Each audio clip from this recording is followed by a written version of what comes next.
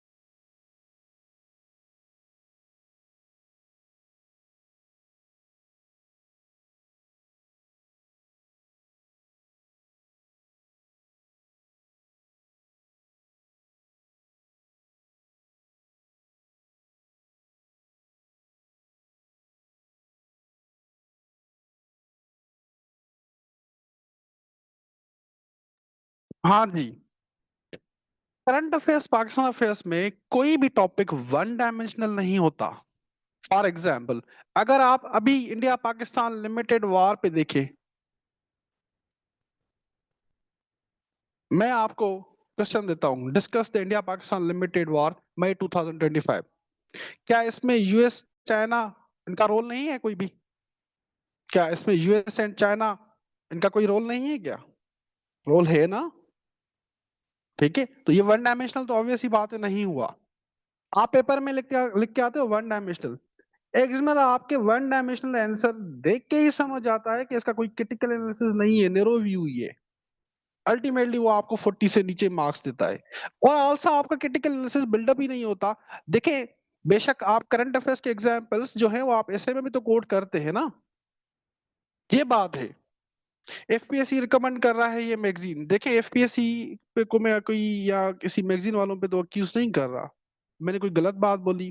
मतलब आप magazine bye करते हैं, उसके जो शुरू के पेजेस होते हैं 20 to 30 पेजेस एडवर्टाइजमेंट पे होती है ना, प्रमोशन पे ही होते हैं ना, मैं कोई गलत बात तो नहीं कर रहा। ऐसा ही है ना, आप सब बाय करते हैं, लास्ट के पेजेस पे होते हैं शैम्पू एडवर्टाइजमेंट, इनकी इनकी एडवर्टाइजमेंट होती है।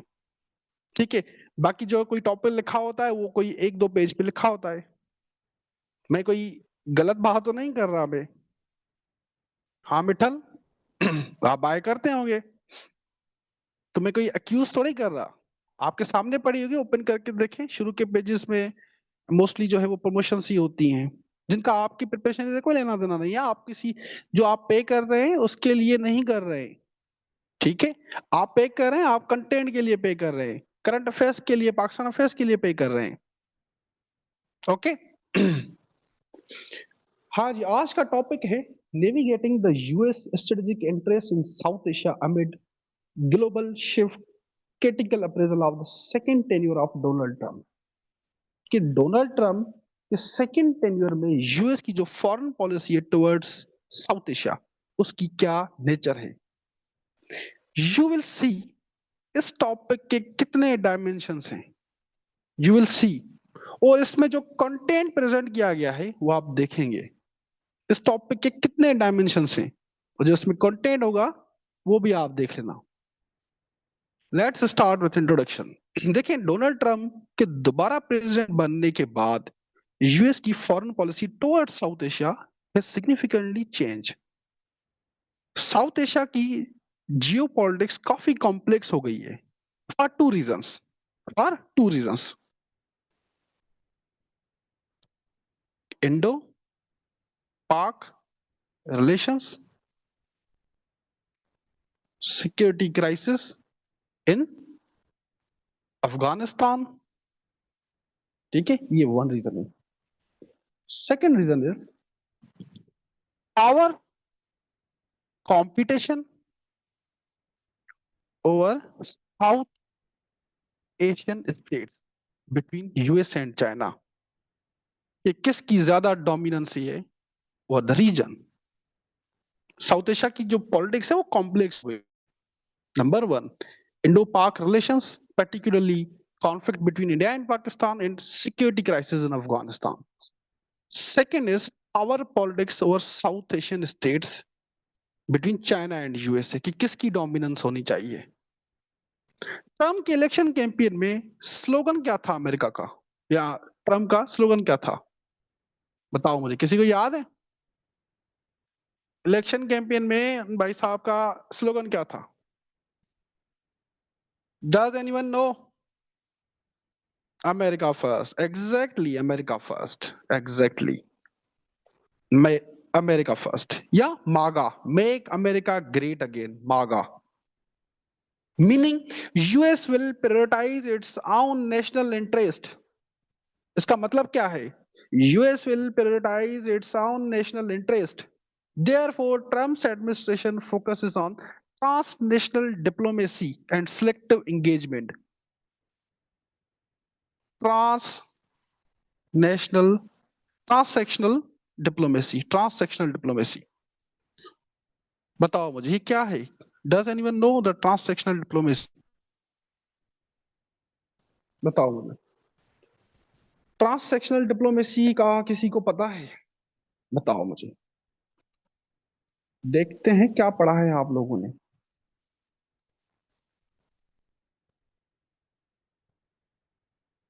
इसका क्या मतलब है?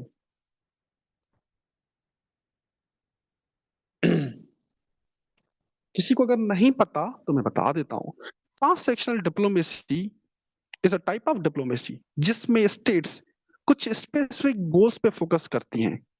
Direct negotiations and agreements like trade है, सिक्योरिटी है, इकोनॉमिक कॉपरेशन है।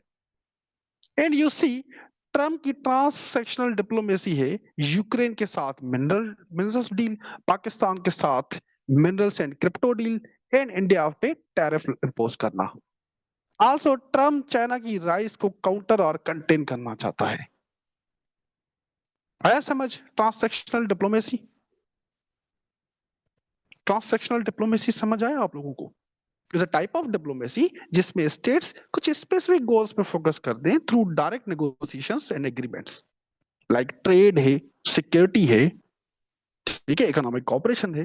एंड यू सी ट्रम्प की जो ट्रांससेक्शनल डिप्लोमेसी है उसमें यूक्रेन के साथ मिनरल डील है, पाकिस्तान के साथ भी mineral deal and crypto deal है, इंडिया पे टैरिफ इंपोज करना। आल्सो ट्रम्प चाइना की राइस को काउंटर या कंटेन भी करना चाहता है। ओके, चलिए रीड आउट करते हैं इस फर्स्ट स्लाइड को। ओके, ताकि आपकी जो एक्सप्रेशन है आपके वो भी इंप्रूव हो। Donald Trump's re-election as 47th president of United States marks a critical turning point in the US foreign policy towards the South Asia. जैसे ही Donald Trump second time president बना है तो जो यूएसए की फॉरेन पॉलिसी है वो भी शिफ्ट हुई है।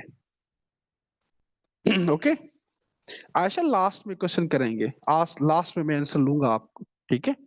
लास्ट में मैं आंसर करूंगा मैं आपको, थोड़ा ये टॉपिक समझे। मतलब ये अच्छी बात नहीं है बीच में आप बोले कि सर कौन सा ऑप्शन रखना चाहिए। मतलब मैं ये टॉपिक पढ़ाने आया हूँ, बाकी ये क्वेश्चन जो है वो लास्ट में एड्रेस करूंगा मैं आपके, थोड़ा सब्र रखें। जो चीज पढ़ा रहा हूँ वो आपको इम्पोर्टेंट है, ये आपको कहीं मिलेगी भी नहीं। Okay, I hope you got it. With complex dynamics of South Asia in general जी जी, अभी क्लास शुरू हुई है, अभी फर्स्ट स्लाइड में उसको एड्रेस कर रहा हूँ, अभी फर्स्ट स्लाइड को मैं एड्रेस कर रहा हूँ मैं, ठीक है? अब इस तरह से मुझे आप तंग करेंगे तो मैं किस तरह से पढ़ाऊंगा मैं, बताओ मुझे। अगर आप इस तरह से मुझे डिस्टर्ब करेंगे तो मैं किस तरह से आपको पढ़ाऊंगा?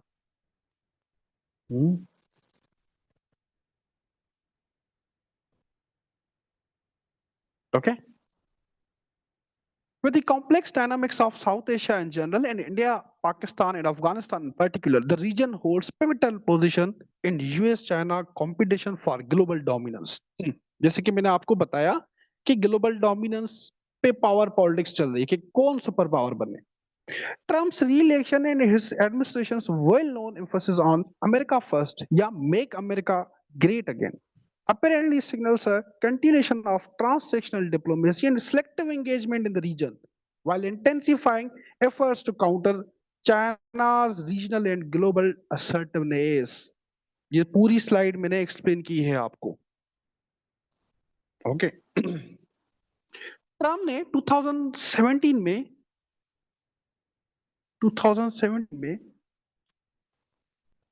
Free and free open and open Indo Pacific strategy the. Free and open Indo Pacific strategy किसी को पता है? किसी को पता है फ्री एंड ओपन? बताओ। एमन, मैंने ट्रांससेक्शनल डिप्लोमेसी एक्सप्लेन कर दिया है। Transactional diplomacy is a type of diplomacy जिसमें स्टेट्स कुछ स्पेसिफिक गोल्स पे फोकस करती हैं through direct negotiation and agreements like trade, security और इकोनॉमिक कॉपरेशन, ठीक है? हाँ जी, ट्रम्प ने 2017 में free and open Indo Pacific strategy दी जिसका सोल पर्पस ये था कि चाइना की growing influence in Indian ocean and Pacific ocean उसको कंटेन करना है। For this reason, USA made India ally in Indian Ocean and Australia in Pacific Ocean to counter Chinese influence in the both oceans. जो Indo Pacific strategy है US की, let me explain it, इस पे बात करते हैं। ये जो इंडो पैसिफिक स्ट्रेटजी है, ये दो ओशन है, एक है इंडियन ओशन, दूसरा है पैसिफिक ओशन। इंडियन ओशन में यूएसए ने इंडिया को अपना एलाय बनाया हुआ है कि चाइना की राइस को कर्टेल करे, कंटेन करे। पैसिफिक में ऑस्ट्रेलिया को एलाय बनाया हुआ है, ओके, ताकि चाइना की राइस को या चाइना के ट्रेड को वहां पे ऑब्स्ट्रक्शन क्रिएट करे Australia and Pacific Ocean. And Trump के सेकेंड टेन्यूर में free and open Indo Pacific strategy pivotal role play करती है। It plays a pivotal role in Trump's foreign engagement. It means Indo Pacific strategy वो pivotal role play करती है Trump के second tenure में भी, okay. Indo Pacific strategy में India is an important player for USA. Indo Pacific strategy में India is as an important player in Indian Ocean. इसी वजह से तो क्वाड में इंडिया को इंक्लूड किया गया है, that is the quadrilateral security dialogue. India की strategic location USA and India के डिफेंस एग्रीमेंट्स, इन दोनों की opposition to China's BRI critical है in Asia Pacific region. Therefore, Trump's second tenure presents risk and opportunities for Pakistan. ये Trump का second tenure है ना, पाकिस्तान के लिए रिस्क भी है, चैलेंजेस भी हैं, अपॉर्चुनिटीज भी हैं। अब ये पाकिस्तान की फॉरेन पॉलिसी पे डिपेंड है, वो किस तरह से नेविगेट करती है, ओके, किस तरह से वो नेविगेट होती है। The free and open Indo-Pacific FOIP strategy introduced by the Trump administration in 2017 remains critical to US engagement in South Asia during his second term. At its core is US-India partnership, which Trump continues to frame as essential to contain China's rising influence. India's strategic location, growing defense ties with Washington in opposition to China's Belt and Road Initiative has solidified its role in advancing the US objectives across the Asia Pacific region. ये पूरी slide में पढ़ के बता रहा हूं ताकि आपको एक्सप्रेशंस जो है ना, आपके एक्सप्रेशंस एक्सप्रेशन ये पता चले आपको, ठीक है। That is why I am reading that slide, okay. Advancing the US objectives across the Asia Pacific region. For Pakistan, recent developments under the Trump's second term presents mix of risk and strategic openings. मतलब challenges भी हैं पाकिस्तान के लिए, opportunities भी हैं, okay. Trump के first tenure में Pak US relations were restricted to the counter terrorism and NATO's withdrawal from Afghanistan. देखिए, अगर आप 2017 में देखें ना, 2018 में जब ट्रम्प आए थे, पाक यूएस रिलेशंस ये सिर्फ अफगान बेस्ड थे या काउंटर टेररिज्म बेस्ड थे। दोनों कंट्रीज के बीच में कोई इकोनॉमिक या स्ट्रेटेजिक रिलेशंस नहीं था। देखिए, पाकिस्तान यूएस रिलेशंस ना हमेशा बायलैटरल नहीं रहे, हमेशा सिक्योरिटी बेस्ड रहे। चाहे आप कोल्ड वॉर में देखें,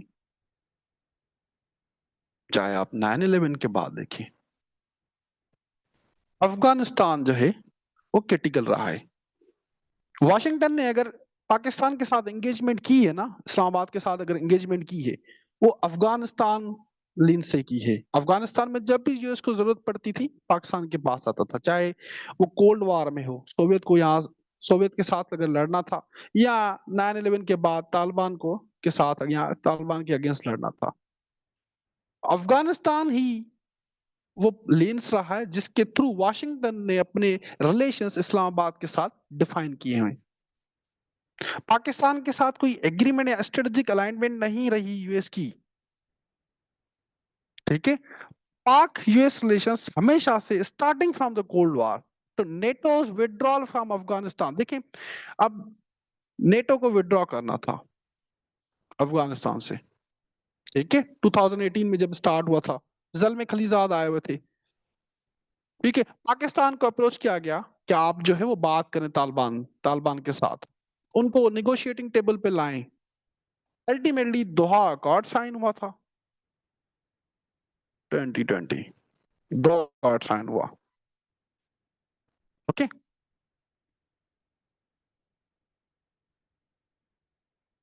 इस इम्बैलेंस या सिर्फ अफगानिस्तान बेस्ड कॉपरेशन की वजह से पाकिस्तान ने चाइना की तरफ देखना शुरू कर दिया था for military and technological needs and economic investment. इस इम्बैलेंस की वजह से, ये पॉइंट नोट करना आप, हम हमेशा यूएस के अलाए रहे हैं।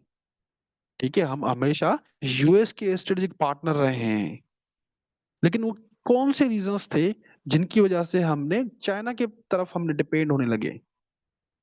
वो यही रीजंस थे कि यूएस बायलैटरल एंगेजमेंट नहीं कर रहा था, सिर्फ अफगान बेस्ड कॉपरेशन रहा है यूएस के साथ।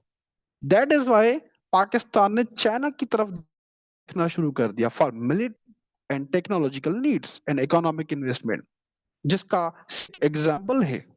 एंड पाकिस्तान एंड चाइना दोनों नहीं चाहते कि इंडिया साउथ एशिया का लीडर बने या हेजीमन बने। और ये इंडिया हमेशा से चाहता है। इंडिया चाहता है कि मेरी military strength, economic power, population size, ठीक है, ये सूट करती है कि मैं लीडर बनूं साउथ एशिया का। हाउएवर पाकिस्तान और चाइना नहीं चाहते ये। लेकिन पहलगाम अटैक के बाद पहलगाम अटैक के बाद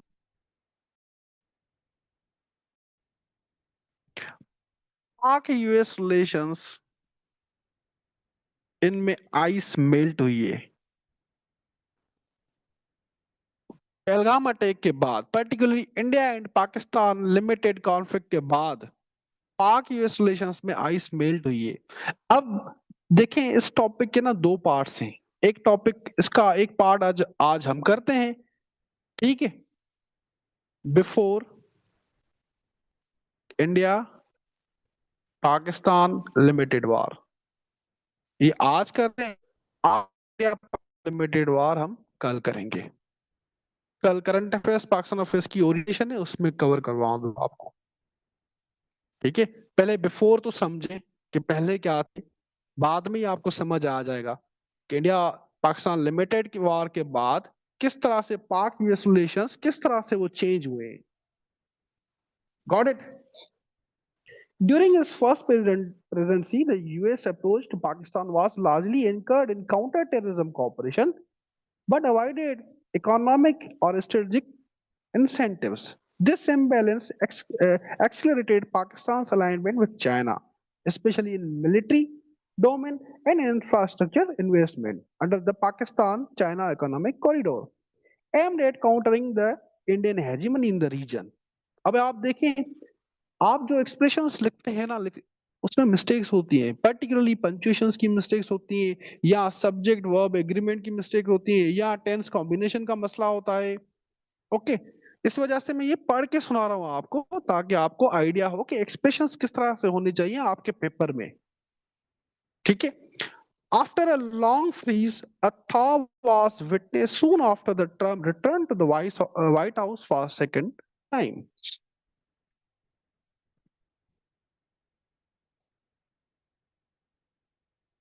मार्च 2025 में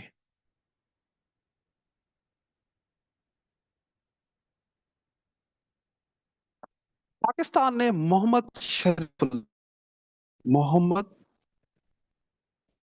शरीफुल्लाह, शरीफ तो नहीं है लेकिन नाम माँ बाप ने रखा है शरीफुल्लाह, जो टॉप लीडर था आईएस के आईएस आईएस के, क्या फुल फॉर्म है इसका?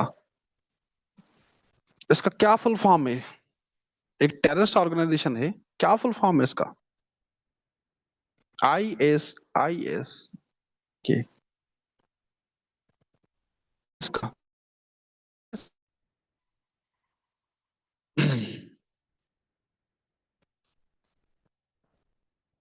कोई जानता है इसका फुल फॉर्म? नहीं। IS Islamic state Khorasan province. Very good. जी, very good.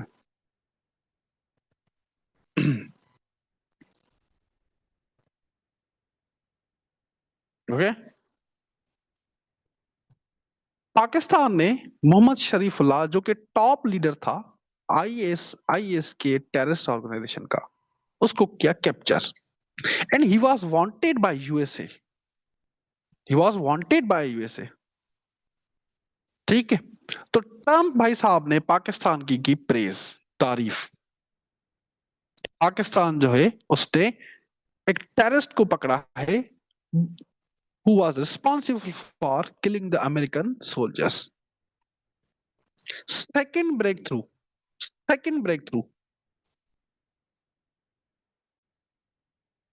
First breakthrough ये आईएस के वाला point. Second break through.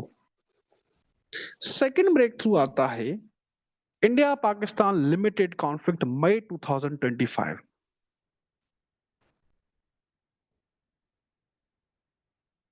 Pakistan welcomed US mediation in India Pakistan conflict. Some commended Pakistan leadership, saying they have very strong leadership. Some also hosted Pakistan's army chief at White House, praising him for stopping war with India. लेकिन इसका ना एक और perspective है, पता है आपको? ये कल भी पढ़ेंगे, मैं आज भी ओवरव्यू दे देता हूँ। यूएस है ना यूएस, अगर जेडी वांस का आप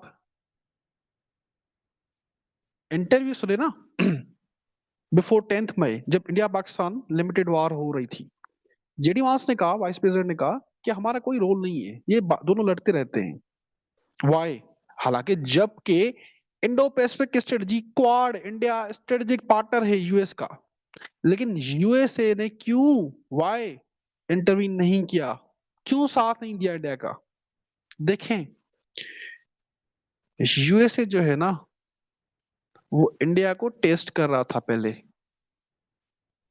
क्या हम इंडिया पे इतना इन्वेस्ट कर रहे हैं, इंडिया को इतनी लीनियंसी दी हुई है कि वो ईरान के साथ भी कॉपरेट ऑयल डील करे या ऑयल ट्रेड करे, रशिया के साथ ट्रेड डील करे, ब्रिक्स में है, एससीओ में है इंडिया, जो कि हमारे अगेंस्ट काम कर रहे हैं, लेकिन कैपेबिलिटीज तो चेक करें।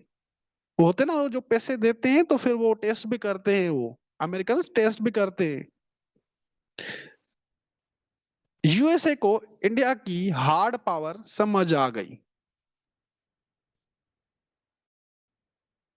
हार्ड पावर समझ आ गई कि हम गलत गलत घोड़े पे पैसा लगा रहे हैं। ये चाइनीज टेक्नोलॉजी के सामने ही नहीं टिक पाता, तो चाइना इटसेल्फ जिसके पास फिफ्थ जनरेशन फाइटर जेट्स हैं, चाइना इटसेल्फ, उससे ये इंडिया क्या ही लड़ेगा? पाकिस्तान के पास चाइनीज टेक्नोलॉजी थी ना, चाइनीज टेक्नोलॉजी के सामने ही इंडिया नहीं लड़ सकता, तो चाइना इटसेल्फ जब सामने आए उसके साथ ये क्या लड़ेगा? तो हम इतना इन्वेस्ट कर रहे हैं इंडिया पे, वो टेस्ट कर रहे थे, अमेरिकन है उनकी हैबिट है, पाकिस्तान को भी टेस्ट किया था उन्होंने।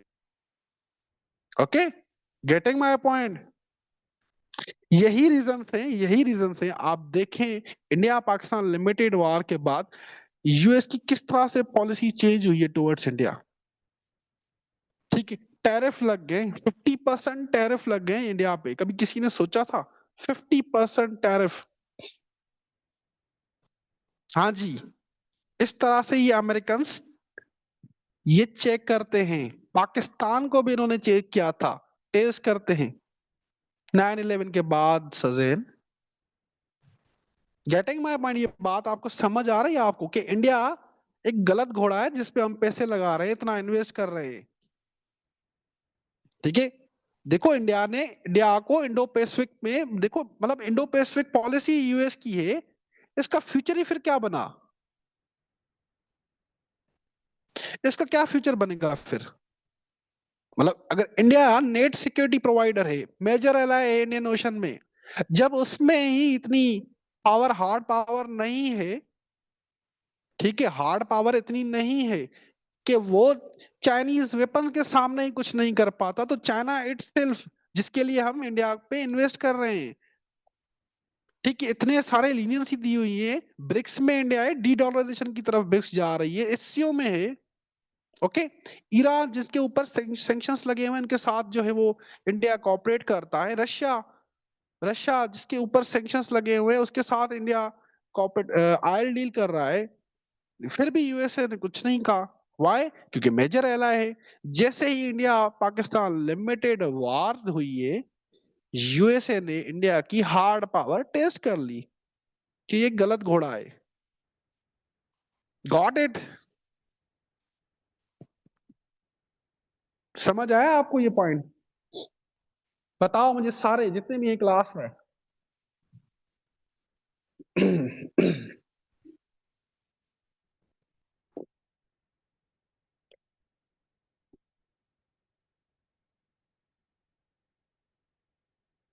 बताओ सारे मुझे।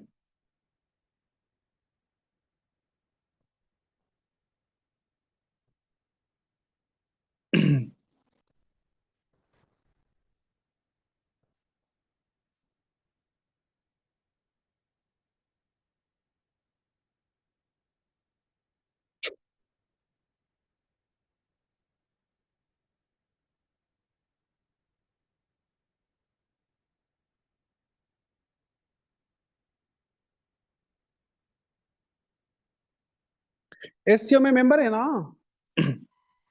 इंडिया एससीओ का भी मेंबर है ना?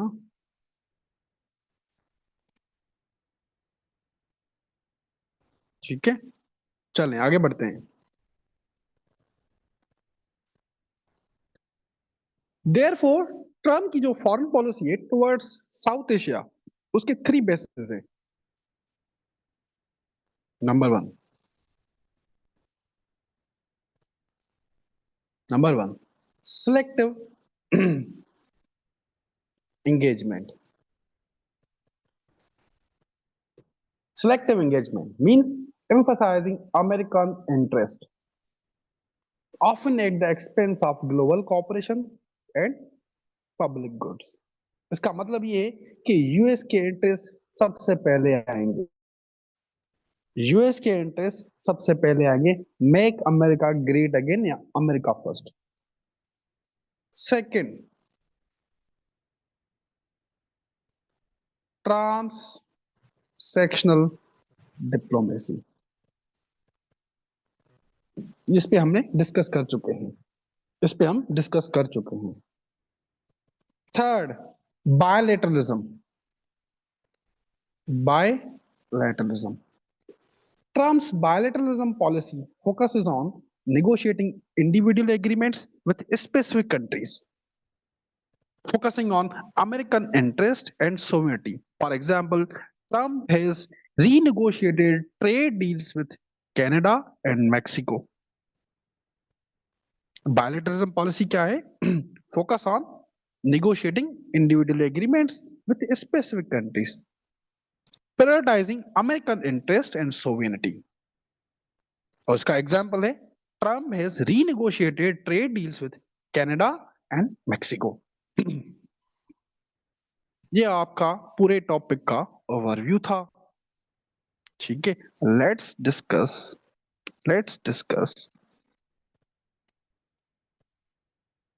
In detail. 2016 में जब ट्रम्प प्रेसिडेंट बना, तो USA India defence cooperation touched skies, because of the common interest. And common interest क्या है? दोनों का कॉमन इंटरेस्ट क्या था? चाइना को कंटेन करना है, because of the China's growing influence in the region. USA ने इंडिया इंडिया को लेबल किया net security provider. USA labelled India net security provider, मतलब कि इंडियन ओशन में इंडिया ही वो कंट्री है जो यूएस के इंटरेस्ट को प्रोटेक्ट करेगा. India is the only country which will protect the US interest in Indian Ocean. और इस स्टेटस की वजह से इंडिया को यूएस ने एडवांस मिलिट्री टेक्नोलॉजी सप्लाई की which was previously unavailable to New Delhi. Advance military technology India को provide की गई because India is a net security provider and major ally of USA in Indian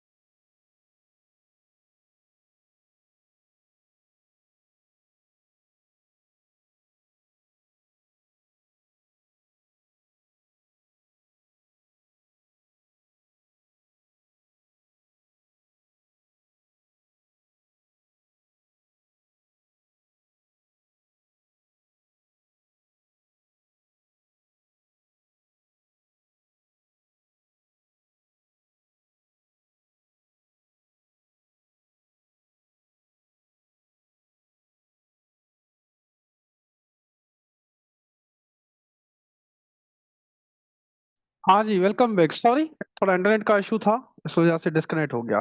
we are back. Sorry for the disturbance. हो जाती है, पाकिस्तान में रह रहे हैं, थोड़ा इंटरनेट के इश्यूज हो जाते हैं। आई होप आप समझ सकते हैं। आई होप आप समझ सकते हैं कि पाकिस्तान में रहते हैं, थोड़ा इश्यूज हो जाते हैं इंटरनेट के। पीटीसीएल सब चला रहे हैं। ठीक है, यहाँ तक समझ आया है सबको? ठीक है, यहाँ तक सब समझ आया ना? 10 मिनट पहले यहाँ तक सब समझ आया है आपको?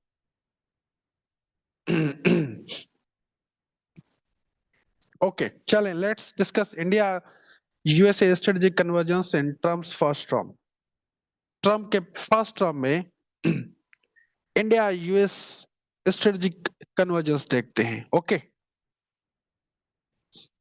सही है। चलें स्टार्ट करते हैं। 2016 में, बिला लास्ट में क्वेरीज लेता हूँ, ठीक है? थोड़ा सा टाइम रह गया है। टॉपिक पढ़ा दूं मैं? टॉपिक पढ़ा दूं, फिर लास्ट में क्वेरीज लेता हूँ। ओके, ठीक है। 2016 में 2016 में जब डोनाल्ड ट्रंप प्रेसिडेंट बनते हैं, तो US India defence cooperation touched skies because of the common national interest.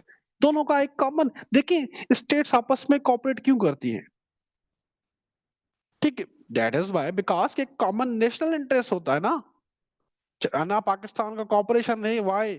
कि दोनों का कॉमन नेशनल इंटरेस्ट है।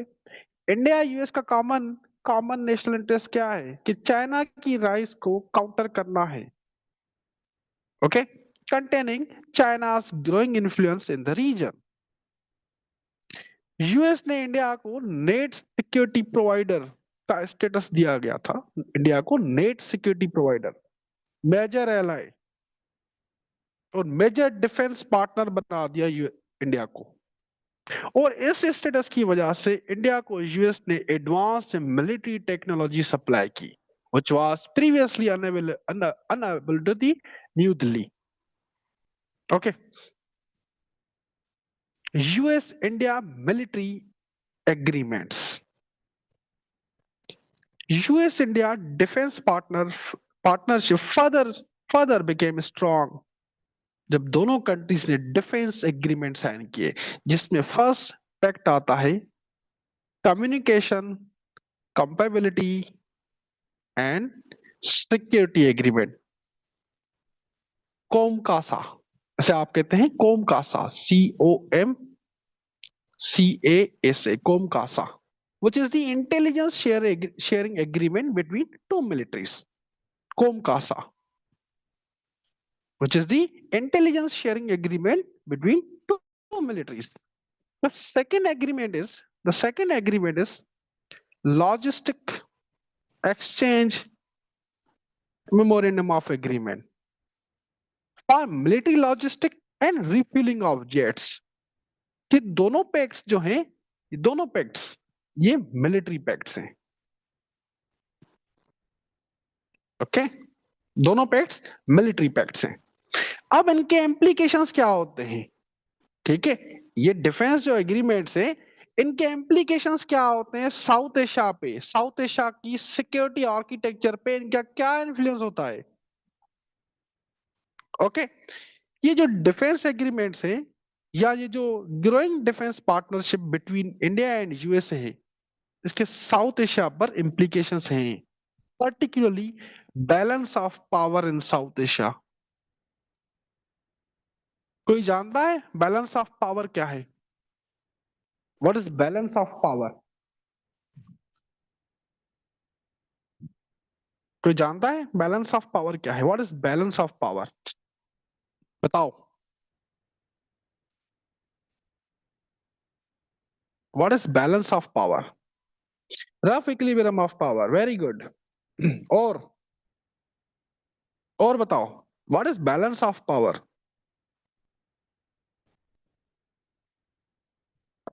What is balance of power? कोई जानता है?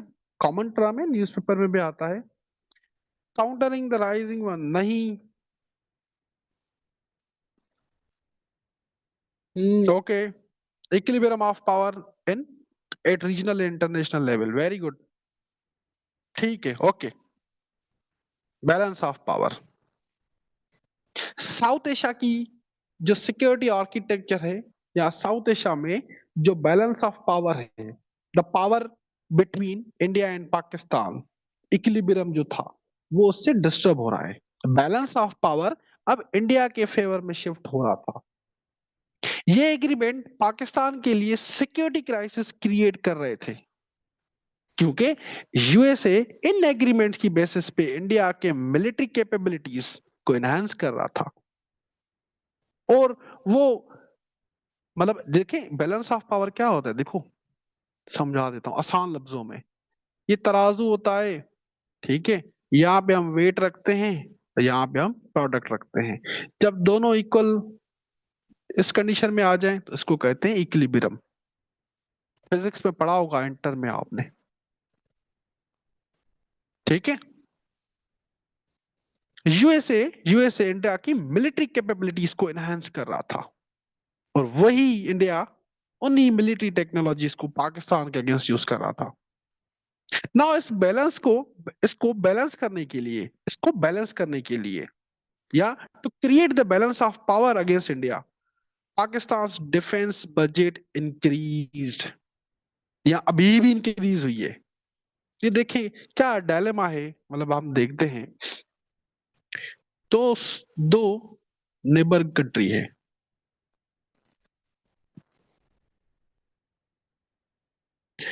दोनों में पावर्टी है, दोनों में पावर्टी है ना। इंडिया में भी पावर्टी है, सोशो इकोनॉमिक इश्यूज इंडिया के बहुत सारे हैं, पाकिस्तान में भी हैं। लेकिन लेकिन फिर भी ये दोनों कंट्रीज आर्म्स रेस में है। इंडिया अभी रफाल्स बाय कर रहा है, या fifth generation fighter jets buy कर रहा है। पाकिस्तान अभी आज सुना है कि J-35 या J-10C बाय कर रहा है मजीद। आर्म्स रेस में असला खरीदो, डिफेंस बजट बढ़ाओ। वो पैसे जो कि हम सोशो इकोनॉमिक डेवलपमेंट पे लगा सकते थे, एजुकेशन पे लगा सकते थे, हेल्थ पे लगा सकते थे। ना से पाकिस्तान की बात सिर्फ नहीं कर रहा हूँ, इंडिया की भी कर रहा हूँ मैं। ये दोनों कंट्रीज वही पैसा अपनी सोशो इकोनॉमिक डेवलपमेंट पे लगा सकते थे। बट डायलेमा देखें, वही दोनों कंट्रीज, हालांकि दोनों में पावर्टी है, ठीक है, लड़ रही हैं। Because of the because of the why Pakistan is not economic oriented, क्योंकि हमें जियो स्ट्रेटेजिक चैलेंजेस हैं मरियम, हमें जियो स्ट्रेटेजिक चैलेंजेस हैं from India, Afghanistan, terrorism, extremism अलग से। That is why security important है पाकिस्तान के लिए। तो बात यही कह रहा हूँ, जो सोशल वेलफेयर पे वो बजट लग सकती थी, डायलेमा देखें, वही पैसा लड़ाई में लग रहा है। दैट इज वाई ये दोनों कंट्रीज जो है ना, कभी भी यूरोप को या राइजिंग पावर्स को काउंटर नहीं कर सकती, ये आपस में लड़ती रहती हैं। हालांकि पीस जो है ना, पीस अगर ये दोनों ट्रेड करें ना, दोनों इनमें इतनी पोटेंशियल है, ये दोनों साउथ एशियन कंट्रीज अगर ये आपस में जो है ना ट्रेड करें, इनमें इतनी पोटेंशियल है। ओके, तो वही बात हो रही है यहाँ पे, वो वही लिख रहा है ये, यहाँ पे पढ़ो। Compelling it to divert resources towards the military spending at the expense of critical domestic priorities such as economic development and social welfare, कि वो पैसा, वो टैक्स पेयर मनी डाइवर्ट हो रहा है, जो कि सोशो इकोनॉमिक डेवलपमेंट पे लग सकता था, वो अब डिफेंस पे लग रहा है। मिलिट्री इक्विपमेंट्स बाय करते हैं। देखो, आप असला खरीदते हो, कोई मुफ्त में तो नहीं देते ना। अब यूएसए से for example India F-35 purchase करता है, तो फ्री में तो नहीं देंगे, ऑब्वियसली बात है। या चलें Su-57 बाय करते हैं रशिया से, तो रशिया मुफ्त में तो नहीं देगा ना। या रफाल बाय करते हैं तो वो मुफ्त में तो नहीं देगा, ठीक है। मुफ्त में तो नहीं देगा, ऑब्वियसली बात है, पे करना पड़ेगा। और इंडिया कहाँ से पे करेगा? टैक्स पेयर मनी से ही पे करेगा ना। पाकिस्तान की एग्जांपल ले ले, पाकिस्तान चले चाइना से बाय करता है, ओके, अब फ्री में तो चाइनीज नहीं देंगे ना, ऑब्वियसली बात है, आपको पे करना पड़ेगा। आपको पता है, अगर इंडिया और पाकिस्तान में अगर वार हो ना, एक दिन का अगर खर्चा होगा ना वार का, वो होगा $1 बिलियन। हाँ जी।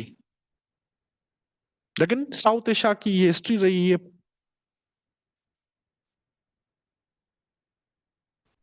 समझ गए? इसी वजह से आर्म्स रेस चल रही है साउथ एशिया में बिटवीन इंडिया एंड पाकिस्तान।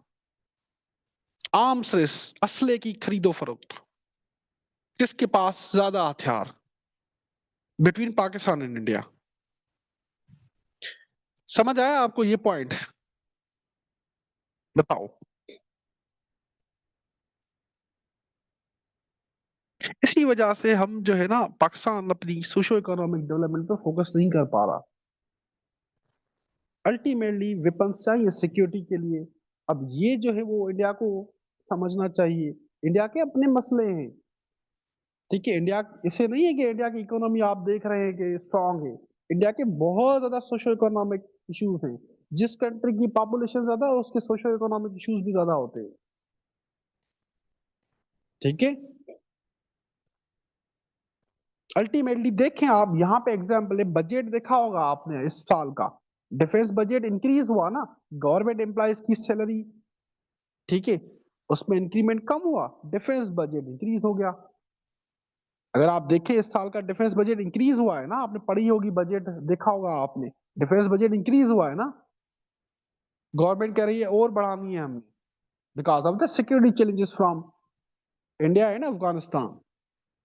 यही बजट हम अपनी सोशल इकोनॉमिक डेवलपमेंट पे लगा सकते थे, इंफ्रास्ट्रक्चर पे लगा सकते थे, एनर्जी पे लगा सकते थे, जो कि हमारी कंपेलिंग नेसेसिटीज हैं। ओके, चले। क्वाड, किसका, इसका नाम सुना है आपने? क्वाड, क्वाड्रिलेटरल सिक्योरिटी डायलॉग का नाम सुना है आप लोगों ने? Quad an example of collective security, नाम सुना है आपने क्वाड का? कौन सी बला है ये?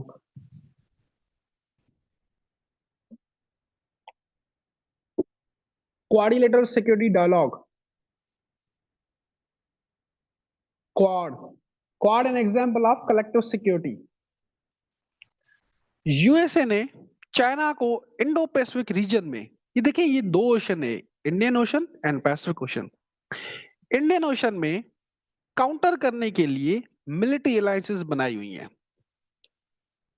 पैसिफिक में, पैसिफिक में ऑकस बनाई हुई है, Australia, UK and USA. Indian ocean में बनाया हुआ है क्वाड। और ये क्वाड, क्वाड कि इंडिया के ही अराउंड रिवॉल्व होता है, and it is a military platform consisting of USA, India, Japan and Australia to frame the future Asia Pacific order। कि जो एशिया पैसिफिक ऑर्डर होगा वो यूएस और उसके एलाइज की मर्जी का ही बनेगा। यूएस और उसके एलाइज की ही पावर होगी। चाइना की जितनी भी इन्फ्लुएंस है इंडो पैसिफिक ओशन में, क्योंकि देखो इंटरनेशनल जो ट्रेड होता है वो by sea and by ocean होता है, बाय एयर नहीं होता, जिसको आप इंपोर्ट एंड एक्सपोर्ट करते हैं। चाइना की जो मेजर एनर्जी ट्रांसपोर्ट है वो इंडियन एंड पैसिफिक ओशन से ही होते हैं, ऑब्वियस सी बात है। तो वहां पे ऑब्स्ट्रक्शन क्रिएट करनी है। क्वाड का पर्पस यही है कि इंडिया की military and naval capabilities strong करनी है, ताकि इंडिया इंडियन ओशन में चाइना के ट्रेड में हर्डल्स क्रिएट करे, चाइना को पावरफुल ना बनने दे। ग्लोबल पावर की बात कर रहा हूं, China is already a regional power, ठीक है। China is already regional power, बस उसको ग्लोबल पावर ना बनने दें। क्वाड का पूरा पर्पस जो है वो वही है। ओके, चलें इसको रीड आउट करते हैं।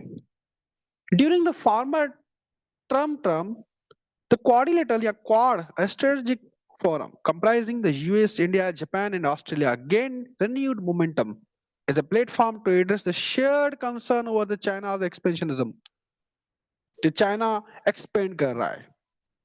ओरिजिनली जो बना था वो बना था 2000 आपका 7 में, इन रीस्टेब्लिश हुआ है 2017 में, जब ट्रम्प पहली बार प्रेसिडेंट बनते हैं। तो जो क्वाड मेंबर थे उनमें ये कॉपरेशन इंटेंसिफाई हो गया। कंसर्न ये था कि चाइना राइज कर रहा है, इसको कटेल करना है। ओके, अब इसके इम्प्लीकेशंस क्या आते हैं पाकिस्तान पे? इसके इम्प्लीकेशंस क्या आते हैं Pakistan?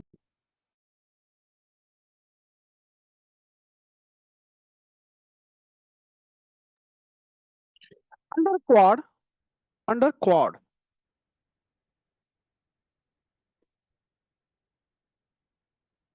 And Indo Pacific policy of USA, India की military and naval power enhance की जा रही है, which have implications on the regional balance of power। अब रीजनल पे बात करते हैं, रीजनल बैलेंस ऑफ पावर पे। अब पाकिस्तान को इस बैलेंस ऑफ पावर या इंडियन मिलिट्री कैपेबिलिटीज को काउंटर करने के लिए अपनी सिक्योरिटी इंप्रूव करनी पड़ेगी ना, अपनी नेवी को स्ट्रांग करना पड़ेगा, एयर सुपीरियरिटी क्रिएट करनी पड़ेगी। दैट इज वाई चाइना के साथ कॉपरेशन इज नाउ नेसेसरी।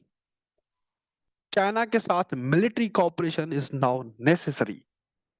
और दूसरी बात, क्वाड बना ही चाइना के अगेंस्ट है, क्वाड बना ही चाइना के अगेंस्ट है कि चाइना की राइस को कर्टेल करना है, ठीक है। और बीआरआई का फ्लैगशिप प्रोजेक्ट कौन सा है? बीआरआई का फ्लैगशिप प्रोजेक्ट कौन सा है बीआरआई का? Which is the flagship project of BRI? CPEC. और सीपेक किसके पास है? पाकिस्तान के पास है। तो इसके इम्प्लीकेशंस पाकिस्तान पे नहीं आएंगे क्या? इसके इम्प्लीकेशंस पाकिस्तान पे नहीं आएंगे क्या? जो क्वाड बना ही बीआरआई के अगेंस्ट है और इसका फ्लैगशिप प्रोजेक्ट सीपेक है, तो उसके इम्प्लीकेशंस पाकिस्तान पे नहीं आएंगे क्या? ऑब्वियस ही बात है, पाकिस्तान के भी ऊपर आएंगे, ठीक है। इन दी circumstances Pakistan China cooperation has become necessary more than ever। Pakistan China cooperation has become necessary more than ever। Also South Asian region में पावर पॉलिटिक्स भी स्टार्ट हो गई है। यूएसए चाइना, ठीक है, यूएसए चाइना की राइस को contain करना चाहता है, ठीक है। इंडिया पाकिस्तान की आपस में लड़ाई चल रही है कि कौन साउथ एशिया का लीडर बने। इंडिया चाहता है कि मैं लीडर बनूं, पाकिस्तान चाहता है इसे कैसे, ठीक है।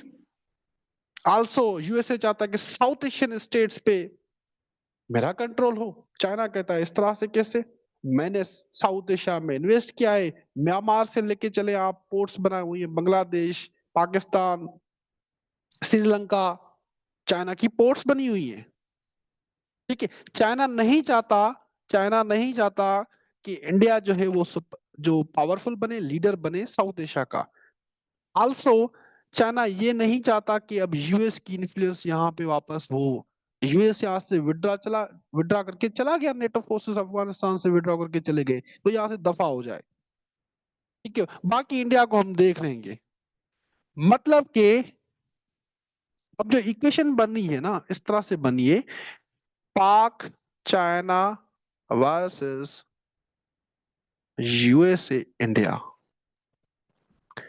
ये मैं इंडिया पाकिस्तान लिमिटेड वार से पहले की बात कर रहा हूं, मैं इंडिया पाकिस्तान लिमिटेड वार के बाद ये इक्वेशन चेंज हुई है, ठीक है। पाकिस्तान इंडिया लिमिटेड वार, अभी जो कॉन्फ्लिक्ट हुआ है उससे पहले की बात कर रहा हूं मैं। अभी इक्वेशन चेंज हुई है, वो हम कल पढ़ेंगे हम, ओके।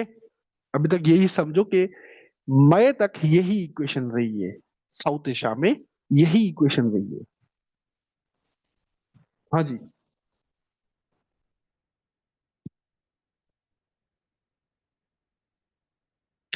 आया समझ? इक्वेशन समझ आई आपको ये?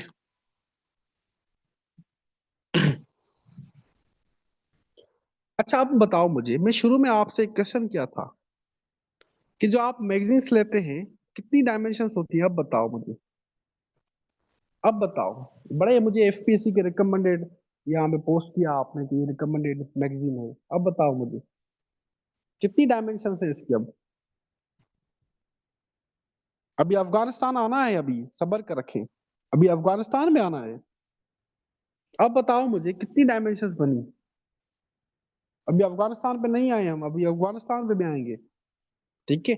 USA Afghanistan and Pakistan Afghanistan and India Afghanistan, वो भी एंगल देखना है हमने। हाँ जी, पेपर में क्या लिखते हो आप? डायरेक्टली लिखते हैं ना ये इंडिया पाकिस्तान रिलेशंस। अब बताओ मुझे, कौन यहाँ पे पेस्ट कर रहा था? सर यही रिकमेंडेड मैगजीन है। बताओ मुझे, अब बताओ। दसों मेनू अब समझ आ गया ना अब कि कौन सी मिस्टेक करते हैं। चले जी। US Pakistan relations in term second term challenges and realignment. ठीक है, चैलेंजेस एंड रीअलाइनमेंट। अब पाक यूएस रिलेशंस को टर्म के सेकेंड टर्म में अगर समझना है, आपको समझना है तो उसके फर्स्ट टर्म के पॉलिसीज देखनी पड़ेंगी आपको। आपको ओवरव्यू पता हो कि 2017-18 में ट्रम्प की जो पॉलिसीज थी टुवर्ड्स पाकिस्तान या पाक यूएस रिलेशंस की कौन सी नेचर थी। देन ही आपको सेकेंड टर्म में यूएस की पॉलिसी समझ आ जाएगी towards Pakistan, towards Pakistan.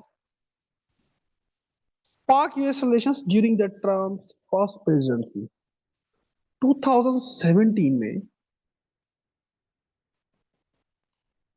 Trump ने ट्वीट किए। ट्रम्प भाई साहब को पता नहीं क्या हुआ, ट्वीट कर दिए। He accused Pakistan of harbouring terrorist. ठीक है, ये ट्विटर पे लिखते हैं, ओके, कि पाकिस्तान को हम बिलियंस ऑफ डॉलर्स पे कर रहे हैं और पाकिस्तान जो है हमसे बिलियंस ऑफ डॉलर्स ले रहा है। ठीक है, और उन्हीं टेररिस्ट को सपोर्ट कर रहा है। टेररिस्ट कौन से? टेररिस्ट कौन से? तालिबान, आज के तालिबान। ठीक है, जो आज अफगानिस्तान में तालिबान बैठे हैं उसकी बात, टीटीपी की बात नहीं कर रहा हूं मैं, तालिबान की बात कर रहा हूँ, इंटरिम गवर्नमेंट, उसकी बात कर रहा हूं मैं। तब ने कहा हम इनके साथ लड़ रहे हैं, हम पाकिस्तान को बिलियंस ऑफ डॉलर्स भी पे कर रहे हैं, लेकिन पाकिस्तान जो है हमसे डॉलर्स भी लेता है, इन तालिबान को सेफ हेवन्स भी प्रोवाइड कर रहा है। ठीक है, मतलब ये ट्रेड थी, आप मैंने ट्रेड की थी। Okay, despite the fact Pakistan has made significant sacrifices in US war. Pakistan ने सिग्निफिकेंट सेक्रीफाइसेस पे किए हैं। देखिए, यहां तक आप समझे, ये जो 9/11 या यूएस वॉर ऑन टेरर थी ना, ये हमारी वॉर नहीं थी। ये बात याद रखें, ये हमारी वॉर नहीं थी। 9/11 से पहले तालिबान अफगानिस्तान में उनकी गवर्नमेंट थी, मुल्ला उमर वाली गवर्नमेंट की बात कर रहा हूं मैं। उनके साथ हमारे फ्रेंडली रिलेशंस थे, आल्दो हम उनके साथ आइडियोलॉजी शेयर नहीं करते थे, उनकी आइडियोलॉजी अलग है, लेकिन स्ट्रेटेजिक अलाइन उनके साथ थी, क्योंकि हमने ही उनको बनाया था Mujahideen during cold war, Soviet union के अगेंस्ट। तो ये हमारी कोई वॉर नहीं थी। डिस्पाइट द फैक्ट हमने फिर भी अपनी फॉरेन पॉलिसी चेंज की और तालिबान के अगेंस्ट हम लड़ने लग गए। अल्टीमेटली क्या हुआ, पाकिस्तान में टेररिज्म, एक्सट्रीमिज्म 2015 ऑनवर्ड तो ऐसी हालत थी, कहीं पता ही नहीं होता था कहां पे बम ब्लास्ट हो जाएगा।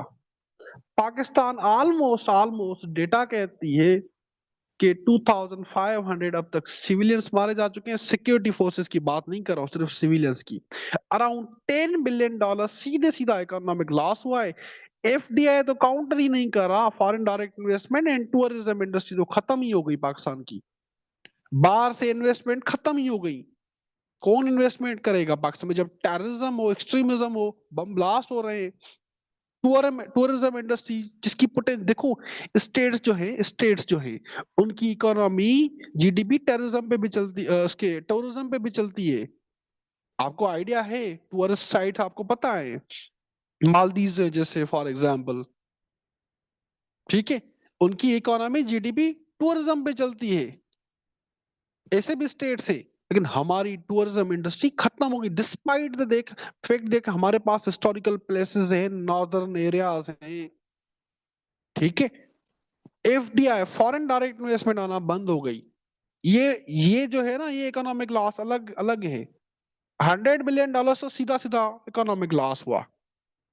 ओके, फिर जाके पाकिस्तान ने इफेक्टिवली टेररिज्म को काउंटर किया है ऑपरेशन ज़र्ब अज़ब इन रद्दुल फसाद के बाद। आज तक भी हम लड़ रहे हैं ना। ये टीटीपी कहां से आई? ठीक है, ये बीएलए आते हैं कहां से आए? पाकिस्तान में ही टेररिज्म स्टार्ट हो गई, हमारी वार नहीं। यूएसए तो यहाँ से विड्रॉ करके चला गया ना, नेटो फोर्सेस अफगानिस्तान से विड्रॉ करके चले गए। तो हमने क्या क्या, दफा हो जाओ, खुद देखो अफगानिस्तान, मेरा कोई काम नहीं है। ठीक है, इवन वेपन्स जो पड़े थे ना, अमेरिकन वेपन्स, वो भी छोड़ के गए वहां पे। और वही वेपन्स आज एडवांस मिलिट्री इक्विपमेंट्स पाकिस्तान के अगेंस्ट यूज हो रहे हैं। आप क्या समझते हैं, ये टीटीपी वालों के पास ये एडवांस्ड वेपन्स ये कहां से आए हैं? ये यूएस फोर्सेस यहाँ पे छोड़ के गई थी। इसी वजह से तो ट्रम्प बाइडेन को क्रिटिसाइज करता है, गालियां देता है कि ये उन्होंने क्या स्ट्रेटेजिक ब्लंडर किया है, हमारे वेपन्स वहीं पे छोड़ के चला गया, भाग गया, फोर्सेस को कहा कि विड्रॉ कर लो। वही वेपन्स आज पाकिस्तान के अगेंस्ट यूज हो रहे हैं। Getting my point? तो ये हमारी कोई वॉर नहीं थी। मतलब समझ रहे हो आप कि हमारी वॉर इसमें कोई, देखो तालिबान कोई हमारे दुश्मन तो नहीं थे ना। मैं कोई प्रो तालिबान नहीं हूं, लेकिन हमारे कोई दुश्मन तो नहीं थे। मुल्ला उमर की जब गवर्नमेंट थी, उनके साथ फ्रेंडली रिलेशंस थे, हमने ही उनको बनाया था। लेकिन डिस्पाइट द फैक्ट हमने अपनी फॉरेन पॉलिसी चेंज की। तो ये कुछ स्ट्रेटेजिक ब्लंडर है हमारी फॉरेन पॉलिसी में, माशाल्लाह से। ठीक है, माशाल्लाह से स्ट्रेटेजिक ब्लंडर है हमारी। बाइडेन की दूर की नजर खराब होती।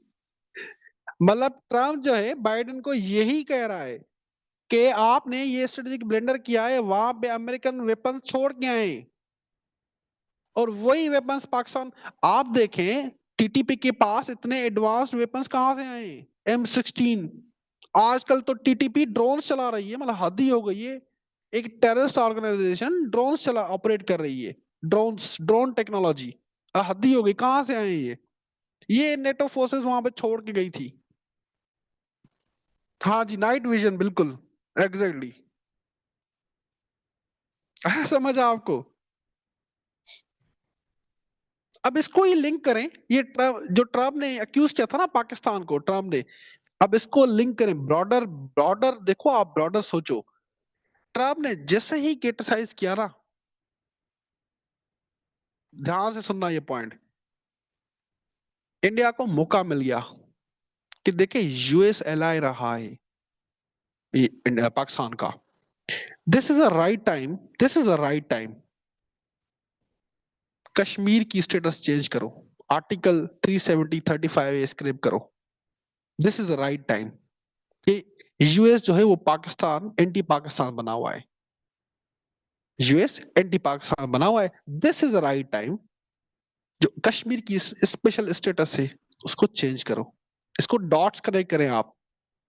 ठीक है, इंडिया को ये मौका मिल गया कि कश्मीर की स्टेटस चेंज करो। और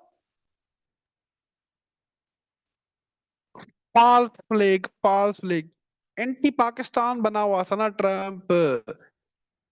फर्स्ट ट्रम्प की बात कर रहा हूँ, पाकिस्तान पे जो अक्यूज कर रहा था हार्बरिंग टेररिस्ट एंड, उसकी बात कर रहा हूं मैं। ठीक है, फौरन से मोदी ने अगस्त 2019 में कश्मीर का स्पेशल स्टेटस चेंज कर दिया।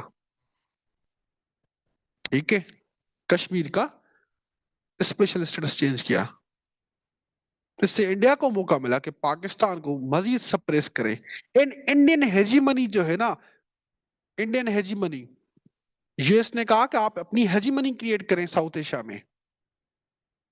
ठीक है, इंडियन हेजीमनी या इंडिया अपनी हेजीमनी क्रिएट करना चाहता था साउथ एशिया में।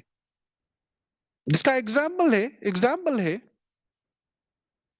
Fast flag, Pulwama. ठीक है, बालाकोट स्ट्राइक, ये अभिनंदन की बात कर रहा हूँ, वो मुच्छड़ चाय वाला, वो जो मुच्छड़ था चाय वाला, उसकी बात कर रहा हूँ, उस टाइम उस एरा की बात कर रहा हूँ मैं। Balakot strike, fast flag operation. Also इसी इसी एपिसोड में यूएस ने ना इंटरवीन किया, ना इंडियन एग्रेशन को कंडेम किया। इसी बालाकोट स्ट्राइक एंड अभिनंदन वाले एपिसोड में यूएस ने बिल्कुल इंटरवीन नहीं किया, ना ही इंडियन एग्रेशन को कंडेम किया। हमने बस उस टाइम के पीएम इमरान खान को बुलाया। क्यों, वाई? ट्रम्प को जो है वो नीड पड़ी थी कि अब नेटो फोर्सेस विड्रॉ करनी है उन्होंने अफगानिस्तान पे। अफगानिस्तान से नेटो फोर्सेस ने विड्रॉ करना है। ओके, हेल्प चाहिए आपकी, ऑनरेबल एग्जिट चाहिए यूएस को अफगानिस्तान से। यहाँ पे हम बड़े खुश हो रहे थे, बस अब तो कश्मीर इशू भी रिजॉल्व हो गया, अब तो अफगानिस्तान में भी हमारी तालिबान आ गए, हमारी जो है वो इन्फ्लुएंस हो गई। यहाँ पे हम मिठाइयाँ बांट रहे थे माशाल्लाह से, है ना? यही था ना? बताओ मुझे, कैसे खुश हो रहे थे आप लोग? पीटीआई वाले खुश हो रहे थे कि बस डिप्लोमेटिक विक्ट्री है, उधर वो खुश हो रहे थे कि बस तालिबान आ गए, अब आने वाले हैं। ठीक है, तालिबान ठीक है, तालिबान आने वाले हैं। ठीक है, अब हमारा दूसरा घर जो है अफगानिस्तान बनेगा। हाँ जी, अब भुगतो। ठीक है, अब भुगतो।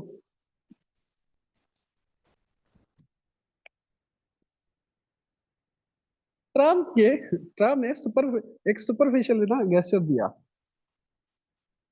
ठीक है, सुपरफिशियल गेस्चर दिया कि मैं मीडिएट करता हूँ ना, कश्मीर इशू पे मीडिएट करता हूँ ना, मैं बैठा हूँ ना।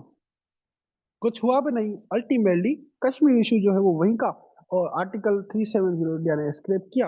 अल्टीमेटली कश्मीर की डेमोग्राफी चेंज, डेमोग्राफी चेंज। अब आपको पता है कश्मीर में क्या हो रहा है? किसी को आइडिया है? कश्मीर में डोमिसाइल लॉज ही चेंज हो गए अब। ठीक है, नॉन कश्मीरी रह रहे वहां पे, आपको पता है? आपको नॉन कश्मीरी रह रहे। फ्यूचर में अगर यूएन का प्लेबिसाइड होता है ना, ठीक है, यूएन का प्लेबिसाइड होता है, पाकिस्तान कहता है ना कि कि हम यूएन रेजोल्यूशंस पे वहां पे उस पे एक्ट करना चाहते हैं, चले जी, इंडिया ने कहा चले जी, ठीक है।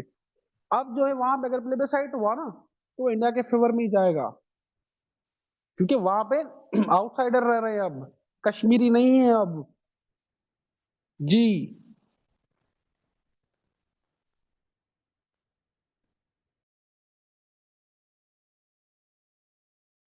समझ आया यहां तक? बताओ, समझ आया यहां तक? ऑल ऑफ यू, सारे बताओ मुझे।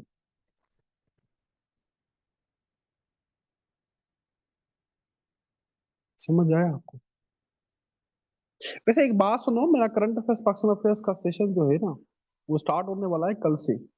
तो अगर करंट अफेयर्स पाकिस्तान अफेयर्स आप में से किसी ने पढ़ना हो विथ एवोल्यूशन सीट, ये जो स्लाइड्स है ना, ये मैं आपको वर्ड फॉर्म में दे दूंगा, ठीक है? ये खुद लिखा हुआ है। तो ये सेशन जो है वो ले लेना, करंट अफेयर्स पाकिस्तान अफेयर्स का बहुत ज्यादा इंपॉर्टेंट है। ठीक है, करंट अफेयर्स पाकिस्तान अफेयर्स कल कल से स्टार्ट हो रहा है। तो कल से स्टार्ट हो रहा है, तो आप लोग उसमें इनरोल कर लेना, आप लोगों के फायदा के लिए है। ये जैसे मैं पढ़ा रहा हूँ वैसे ही पढ़ेंगे, करंट अफेयर्स टॉपिक जितने भी है प्लस पे। हाँ जी, नोट्स मिलेंगे, नोट्स मिलेंगे, नोट्स मिलेंगे।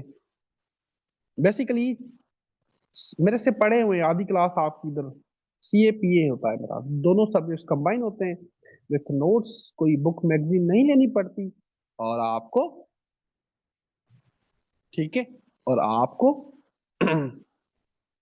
एवोल्यूशंस भी होती हैं, वीकली एवोल्यूशंस भी होती हैं, मंडे टू थर्सडे क्लास होती है इसी टाइम। ठीक है, क्लास क्लास के साथ, जैसे अभी क्लास हो रही ना, जैसे ही क्लास खत्म होगी, ये जितने भी मैंने टॉपिक पढ़ाया है इनके नोट्स मिल जाएंगे। जितना भी हमने टॉपिक पढ़ा है उसके नोट्स मिल जाएंगे आपको। मंडे टू थर्सडे क्लास होती है, ओके। फ्राइडे टू संडे जो है असाइनमेंट होती है, जो कि आज तक किसी ने पास नहीं की मेरे से। ठीक है, जो आज तक किसी ने पास नहीं की माशाल्लाह से। बाकी नंबर मैं दे देता हूँ, मेरे से पूछ लेना यहाँ से।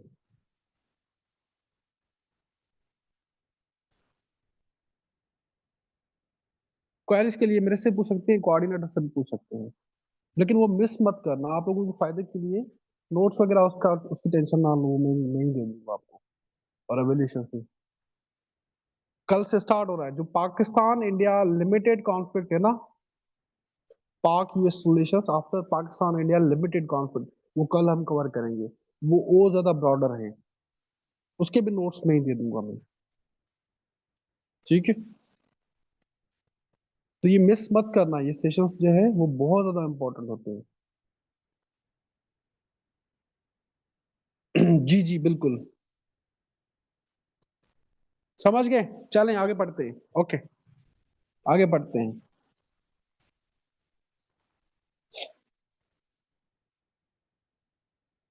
ओके, आगे बढ़ते हैं।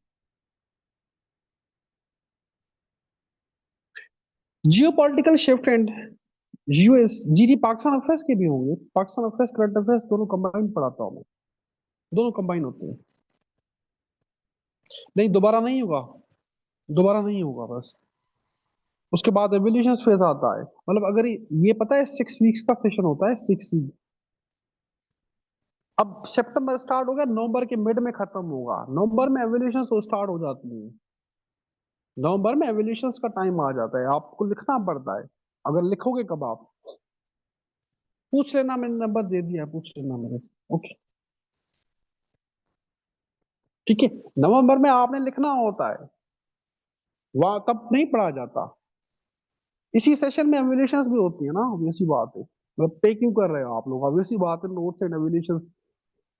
मैं एक चीज हमेशा कहता हूँ कि जो टीचर आपकी एवेल्यूशंस नहीं कर रहा, ना आपको प्रॉपर नोट्स दे रहा है, अब नोट्स भी आपको खुद बनाने पड़ रहे हैं, एवेल्यूशंस के लिए कह रहा है कि एक अलग सेशन ज्वाइन करो, ही और she is making you fool. सीधी बात है, कोई भी सब्जेक्ट विदाउट एवेल्यूशंस तो कवर होता भी नहीं है। नोट्स पे आप खुद बनाओ, बाकी फिर पे किस चीज के लिए कर रहे हो आप। मतलब नोट्स पे आप खुद बनाए, पे किस चीज के लिए कर रहे हो आप, लेक्चर सुनने के लिए बस, वो तो यूट्यूब पे भी मिल जाएंगे। ठीक है, तो ये नोट्स वगैरह सब चीजें मैं ही देता हूँ, मैगजीन लेने बुक लेने की कोई नीड नहीं पड़ती, एंड एवेल्यूशन भी इसी में हो जाती है। इसी में ही एवेल्यूशन, ये दोनों सब्जेक्ट इसमें कवर हो जाते हैं। आल्सो IR2 जिनका है, और पॉलिटिकल साइंस 2 है। ठीक है, also IR2 and political science 2 भी इसमें कवर हो जाता है। आल्सो आपका एसए जो है ना, एसए, अगर एसए पेपर में जो भी करंट अफेयर्स पाकिस्तान अफेयर्स पे टॉपिक्स आ जाते हैं, वो इसी में से ही होते हैं, वो भी आपका कवर हो जाएगा। मतलब 5 in 1 सेशन होता है वो। कल एक्सप्लेन करूंगा, लेकिन एनरोल कर देना, मैं 20 से ऊपर बच्चे नहीं लेता, 20 से ऊपर स्टूडेंट्स नहीं लेता, क्योंकि एवेल्यूशन पॉसिबल नहीं होती।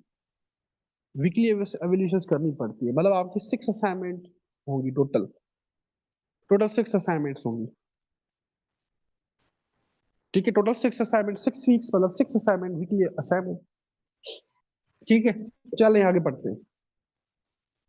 Okay, former diplomats, former diplomats like Maleeha Lodhi या मुनीर अकरम या जावेद अहमद साहब, ठीक है, कहते हैं पाक यूएस रिलेशंस कभी भी बायलेटरल या जियो इकोनॉमिक बेस्ड नहीं रहे। Do you know the meaning of geo economics?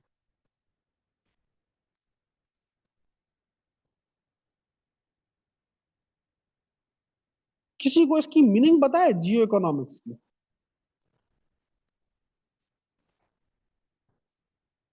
Does anyone know the meaning of geo economics?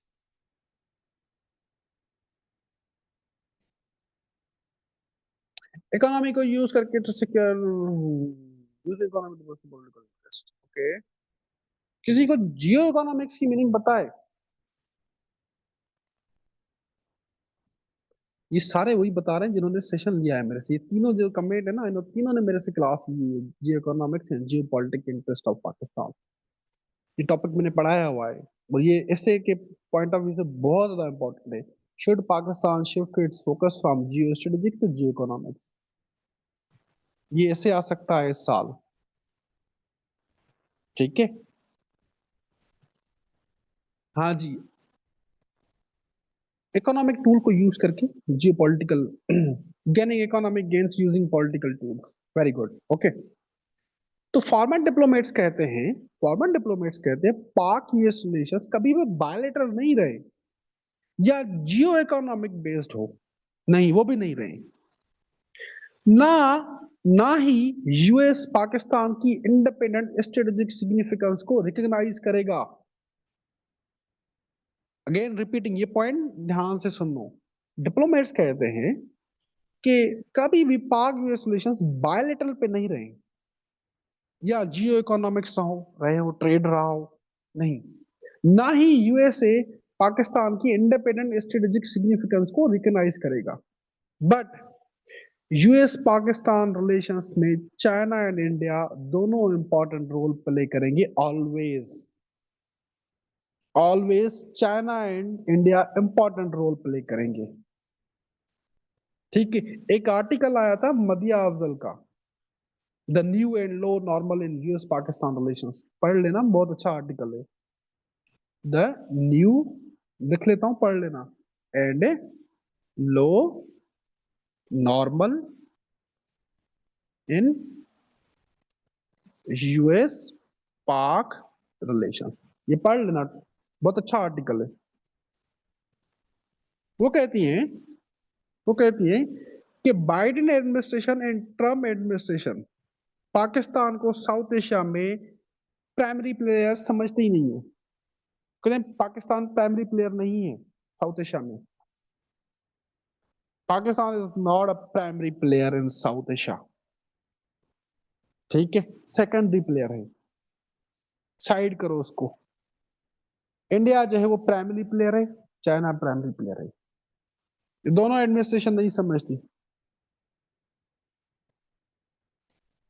Also Trump की कैबिनेट में दो प्रो इंडियन मेंबर्स हैं, दो प्रो इंडियन मेंबर्स हैं, मार्को रूबियो और दूसरा है माइक वॉल्स।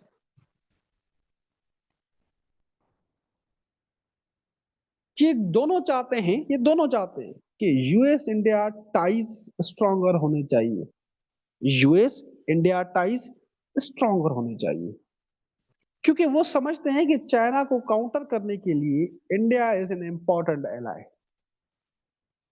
अल्टीमेटली इससे क्या होगा, पाक यूएस रिलेशंस, ठीक है, पाक यूएस रिलेशंस स्ट्रेंड हो जाएंगे, बिकॉज पाकिस्तान ये बिलीव करता है कि हम यूएस के एलाय रहे कोल्ड वॉर में, 9/11 में, बट यूएस ने हमेशा इंडिया को फेवर दी है। सिंस द इंडिपेंडेंस हम ही एलाय रहे हैं यूएस के, लेकिन फेवर जो है ना वो हमेशा यूएस को दी गई है। एक बुक है शायद एम अमीन की, शायद एम अमीन की, पाकिस्तान फॉरेन पॉलिसी, वो लिखते हैं फॉर्मर डिप्लोमेट से, बड़ी मजे की बुक है।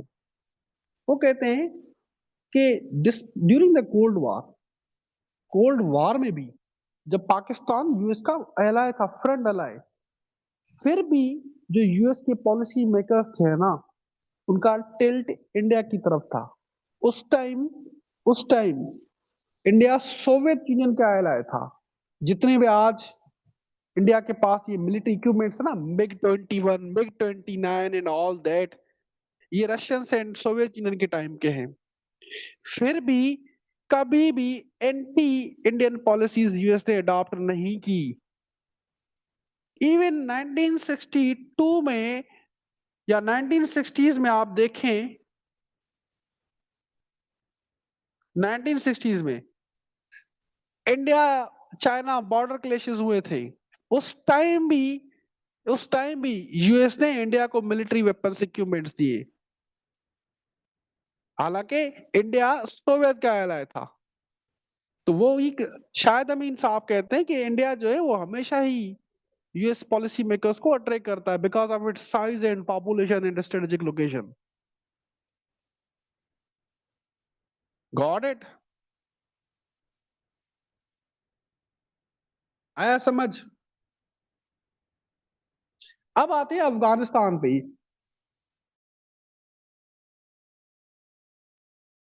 अफगानिस्तान पे बात करते हैं।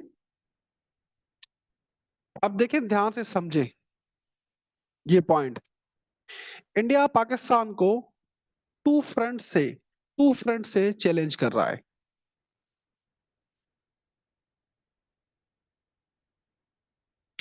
ईस्ट से वो खुद है, ठीक है, पाकिस्तान इंडिया का बॉर्डर ईस्ट में है, ठीक है, इंडिया ईस्ट में है।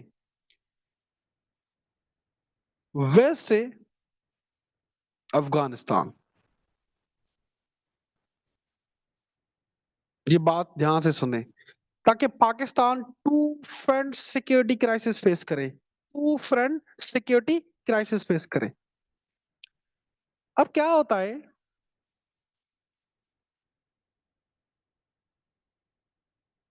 हमेशा इंडिया जो है ना, इंडिया उसने अशरफ गनी को सपोर्ट किया है या हामिद करजई को।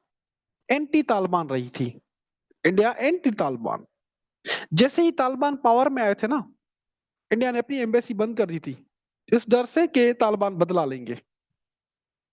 ओके, लेकिन फिर बाद में जाके ये रिलेशन रिवाइज हुए हैं।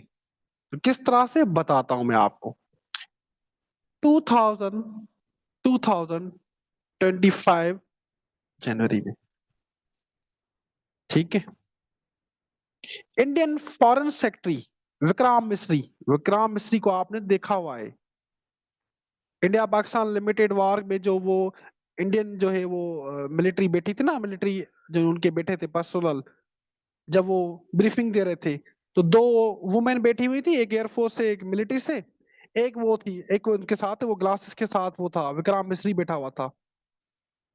जब इंडिया ब्रीफ कर रहा था ऑपरेशन सिंदूर पे, तो विक्राम मिश्री ब्रीफ कर रहे थे ना, जो दो वुमेन उनके साथ बैठी हुई थी, एक नेवी की थी, एक जो है आर्मी की थी, एक एयरफोर्स की थी वुमेन, उसके साथ एक ग्लासेस के साथ वो बैठा हुआ था विक्राम मिश्री साहब। जी, ग्लासेस वाला वही इंडियन फॉरेन सेक्रेटरी था वो, विक्राम मिश्री। देखा ना आपने, जब इंडियन ब्रीफिंग हो रही थी ना, तो दो वुमेन बैठी हुई थी, एक साइड में ग्लासेस के साथ बैठा हुआ था बंदा, वो विक्राम मिश्री, इंडियन फॉरेन सेक्रेटरी। देखा हुआ है आपने उसको, ठीक है। अब ये विक्राम मिश्री साहब मिलते हैं अफगानिस्तान के फॉरेन मिनिस्टर से दुबई में। इंडिया ने ऑफर दी तालिबान को, तालिबान गवर्नमेंट को, कि हमारे साथ बायलेटरल रिलेशंस स्टेब्लिश करें, हमारे साथ बायलेटरल रिलेशंस स्टेब्लिश करें। अगर आप हमारे साथ बायलेटरल रिलेशंस स्टेब्लिश करते हैं, इंडिया ह्यूमैनिटेरियन असिस्टेंस प्रोवाइड करेगा अफगानिस्तान को, अफगानिस्तान में इन्वेस्ट करेगा, अफगानिस्तान में अंधाधुंध पैसा देगा, अफगानिस्तान की सोशो इकोनॉमिक डेवलपमेंट में इंडिया हेल्प करेगा। आल्सो ईरान के साथ मिलके हम चबार पोर्ट को यूज करेंगे फॉर ट्रेड। ये विक्राम मिस्री साहब ने अफगान गवर्नमेंट को ये बात की कि आप हमारे साथ आ जाएं, ठीक है, हम आपको सोशो इकोनॉमिक डेवलपमेंट में हेल्प करेंगे, पैसा देंगे, इन्वेस्टमेंट करेंगे, और जो चबार पोर्ट है ईरान की, ईरान को भी हम मिला के, ठीक है, और ट्रेड स्टार्ट कर देंगे। अगर अफगानिस्तान ये ऑफर एक्सेप्ट करता है कि वो हमारी कैंप में आए, इंडियन कैंप में आए, तो अफगानिस्तान की सोशो इकोनॉमिक डेवलपमेंट इंडिया की रिस्पॉन्सिबिलिटी होगी। इसे क्या कहते हैं, मतलब आसान लफ्जों में इसे क्या कहते हैं बताओ मुझे, आसान लफ्जों में इसे क्या कहते हैं बताओ मुझे, बताओ मुझे सारे आसान लफ्जों में, ये जो मैंने आपको कोट करके बताया, इसे क्या कहते हैं बताओ। और दसो चुप क्यों हो गए। पावर पॉलिटिक्स नहीं कहते, इसे कुछ और कहते हैं। नहीं, वो भी नहीं कहते, कुछ और कहते हैं आसान लफ्जों में हमारी।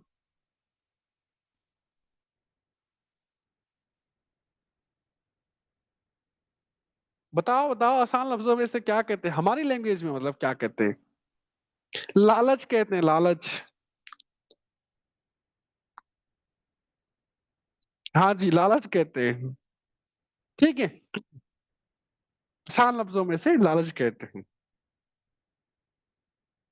ठीक है। क्या आप हमारे कैंप में आ जाए, कोई मसला नहीं है, अफगानिस्तान की सोशो इकोनॉमिक डेवलपमेंट में हम हेल्प करेंगे। पाकिस्तान की तरफ आप क्या क्यों देख रहे हैं, उनकी खुद की इकोनॉमी डूब रही है, ठीक है, वो क्या आपकी इन्वेस्टमेंट करेंगे। वाई, क्योंकि टीटीपी, बीएलए, इनको वेपन्स और, देखें, ये टेररिस्ट ऑर्गेनाइजेशन को फाइनेंस भी चाहिए होती है, ये इंडिया प्रोवाइड करती है। वेस्टर्न बॉर्डर से जो है बलूचिस्तान में आप एनार्की क्रिएट करें, ईस्टर्न बॉर्डर से इंडिया जो है वो खुद बैठा हुआ है। हाँ जी, डैम भी बनाया हुआ है अशरफ गनी के टाइम में। समझ रहे हो आप, ये पॉलिसी समझ रहे हो ना, कि पाकिस्तान को इनसर्किल करना है टू फ्रंट से, ईस्टर्न एंड वेस्टर्न फ्रंट से इनसर्किल करना है। Okay, eastern and western border से इनसर्किल करना है। दो टू फ्रंट जो है वो सिक्योरिटी क्राइसिस फेस करे।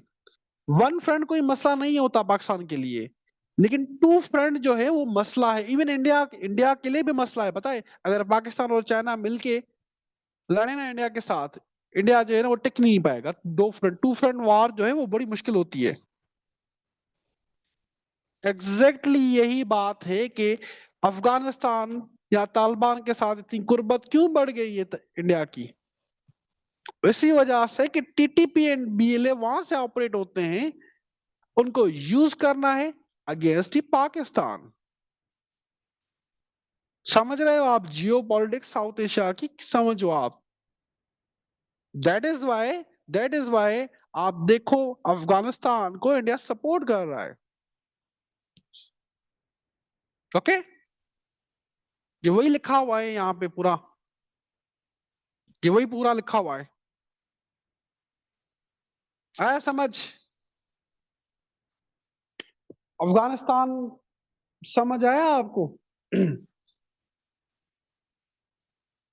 बताओ मुझे, सारे बताओ जितने भी हैं क्लास में।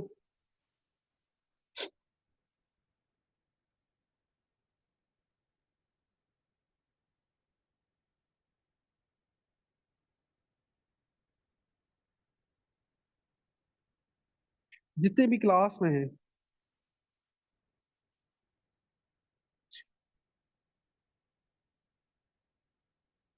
अच्छा, आप लोगों को मैंने नंबर दे दिया है, सेशन के बारे में पूछना तो मेरे से कांटेक्ट कर लेना। सादिया से भी कर सकते हैं, ऑब्वियस सी बात है। क्योंकि मरियम जो अफगानिस्तान है ना, टीटीपी एंड डिले वहां से ऑपरेट होते हैं। जब नेटो फोर्सेस थी तो उतनी लीनियंसी नहीं थी कि वो ओपनली ऑपरेट हो। Getting my point? यही बात हो रही है। यहां से स्टार्ट है, यहां से स्टार्ट है Pak US relations after India Pakistan limited war May 2025। ये टॉपिक आपको करंट अफेयर्स पाकिस्तान अफेयर्स, ठीक है, current affairs Pakistan affairs, US history, ठीक है, पॉलिटिकल साइंस, इंटरनेशनल रिलेशंस 2, उसमें ये मिलेगा। पाक US relations after India Pakistan limited war, और ये सारी डायमेंशंस आएंगी।